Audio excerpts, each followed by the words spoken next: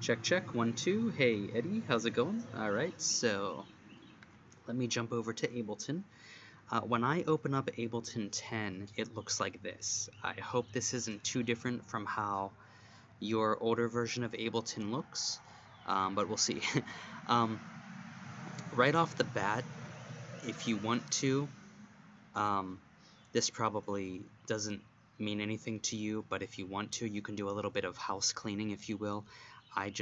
We don't need MIDI channels for what you're doing, so Ableton just gives them to you initially just to be nice, but they don't mean anything for what you're going to do. So I click, backspace, click, backspace, just to get rid of those two MIDI channels, that's all. What we're working with is audio, not MIDI. So I'm going to click, and you can see it's kind of like a white-blue color. That just means that that channel is the one that's selected. This channel is yellow, but when I click on it, it becomes kind of a white-blue. I'm going to right-click on it. You can also do Control-R if you don't want to right-click, which Control-R can be found on your keyboard.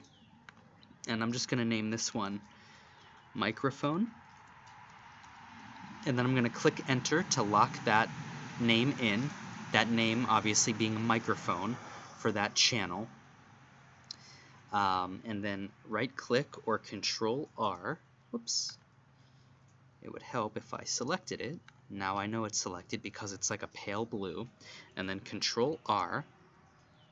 The text gets highlighted in black. And I'm going to name this one Music. And then click Enter. So now we have microphone in yellow, music in brown.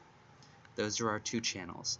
For your microphone, and I'm not going to be able to duplicate this exactly because I'm using a microphone right now to record this video for you in another program called OBS. So I'm going to explain this and just try to roll with it. On your microphone channel, when you're ready to record, you should be able to basically click on this rectangle with a dot, and it should begin to either blink or light up red, and that basically gets the track ready to be recorded.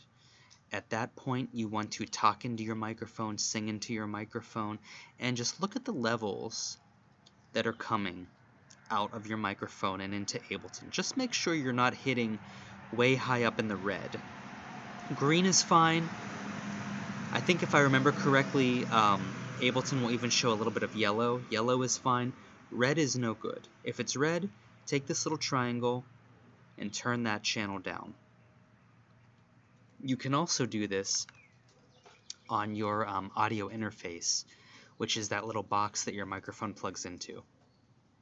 There's a volume knob on there for channel 1 or channel 2, depending on which channel you have your microphone plugged into. There's volume knobs on there that go to each channel, and you can turn it down there as well. So it's all multiple ways of getting to the same place. Once you have your microphone set at a healthy level, like I said, not in the red. If it's in the red, it will be distorted, and if it's distorted, that's no good. And that's kind of a universal truth. If I click over to OPS here, you can see how my microphone is hitting the green, hitting into a little bit of the yellow, but it's definitely not up here in the red where it's distorting and unpleasant to listen to. And hopefully this is recording okay so that it is pleasant to listen to. Now, the other channel, music, what we're going to do is we're going to take our mouse and we're going to go over to here where this circle is with horizontal lines, and we're going to click on that. Now, if you want to get back to the screen we were just on, just below that, you click on the circle with the vertical lines, and these vertical lines are basically representative of these vertical channels that you see inside of Ableton. The horizontal lines, as I'm sure you can guess, are representative of those same channels. They're just another way of looking at it. Horizontal for microphone and music, horizontal for reverb, or if you want reverb to look big and fat like these guys do, you just click on the arrow. Horizontal for delay, channel B, reverb is A, delay is B, just like microphone is 1 and music is 2. Click on the arrow, and there you go. If you want to shrink them up, you just click on the arrow again. Anyways, okay, so with music, what you can do is one of two things. It's all getting to the same place, so it doesn't matter how you do it. You can click File, and then you can click, and I haven't done this in a while, so forgive me if I need to look for a minute. I want to import audio. Import audio, where the heck is it? Well, this is quite embarrassing, isn't it? Let me just see here if I can find. There's export. I'm probably looking right past it here as we speak, but how do we import audio? Well, there's another way to do it anyways. Insert audio track. No, it seems like that's what we'd want to do, but we don't. Oh, pardon me. What we want to do, yeah, that's the problem right there. I'm thinking of it. I'm trying to think of how Ableton 8, which I think is the version that you have, would do it, but there's a little triangle right here. Click on that. That opens up your closet, so to speak, where all of your things are kept. Now, you scroll down. You should have a folder there, probably that I helped you set up, called music or tracks or instrumentals, kind of like I have a track here that says reference tracks. When you click on reference tracks, not to worry about all the weirdness here, it's just music files. So let's click on the song Pillow Fight by a band called Galantis. You click to highlight it, okay? And then what you do is you click and hold that click in while dragging that audio file onto your music channel. Now, another way of doing this, just so you know, it's all basically getting to the same place. Let's do Rich Boy, but what we'll do is we'll double click on it, and well, it should, I thought it would automatically import, but it's not. But if you did want to, click, drag, and it just goes right onto the timeline here and makes its own third channel. You can right click and rename it Rich Boy, and then click enter. Or if you want, you can Control R to rename it as well. It's up to you. All the same, you're getting to the same place, just different ways of getting to the same place. But I'm going to, because this box is pale blue, you can see that that is the track that is selected. Whatever is pale blue is what is selected. So I'm going to select Rich Boy, and I'm going to click the backspace button to delete it.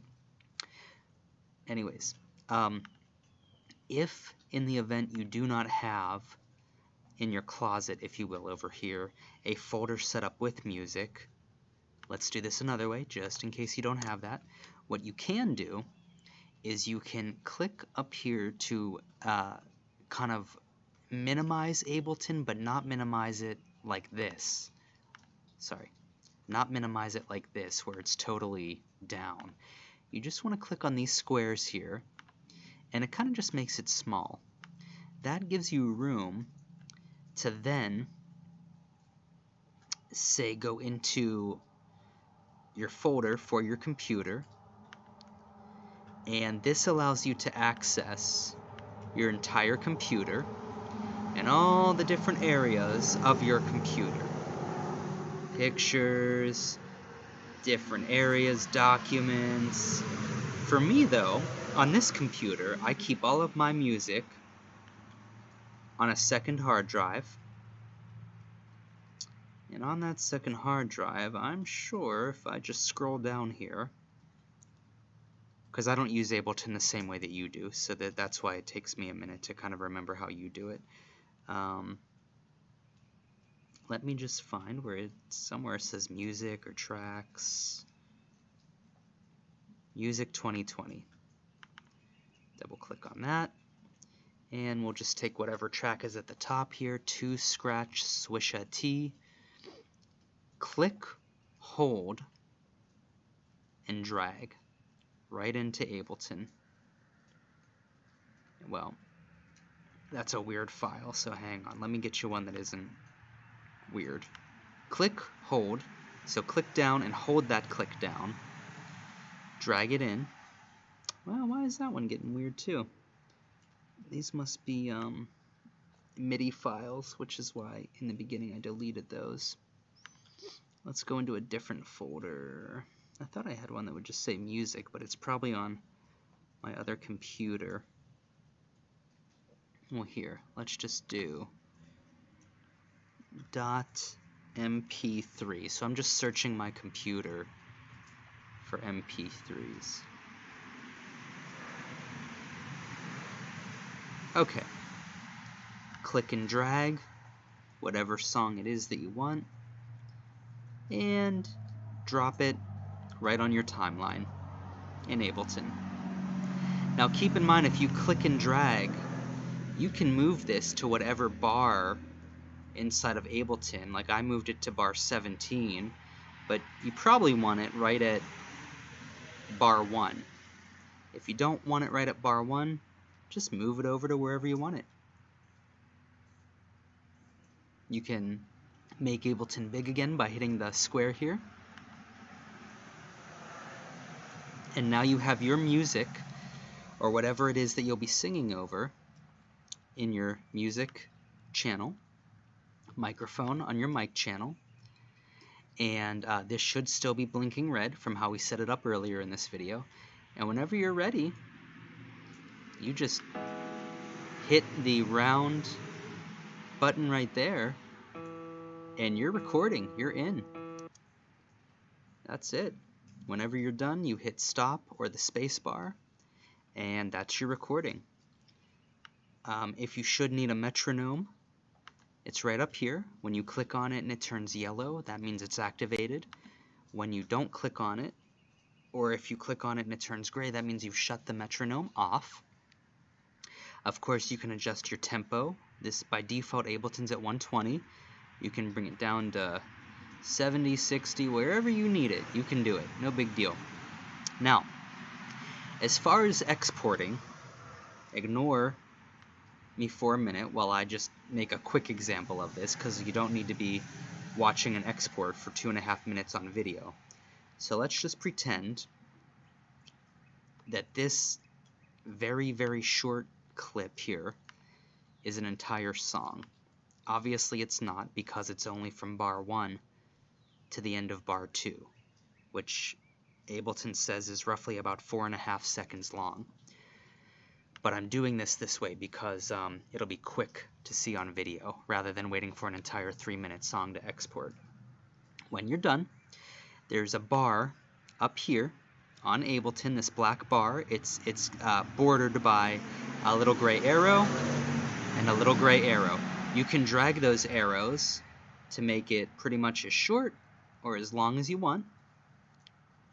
So I drag it to encompass the entire song. Okay? And now what I do, now that basically what you've told Ableton with those arrows is you've set a border. You've given a rule to Ableton. These are the rules, don't break them. The rule is, Ableton, we're about to do an export of this song onto the computer itself, and I want you to export from here to here. If you wanted to export a little bit longer, you just drag the end border a little bit longer wherever you want it. So now that it's pale blue, we know that it's selected. Okay, you can see that this clip was brown. Click up here, it's pale blue. Our borders are set. We click File, export audio or video.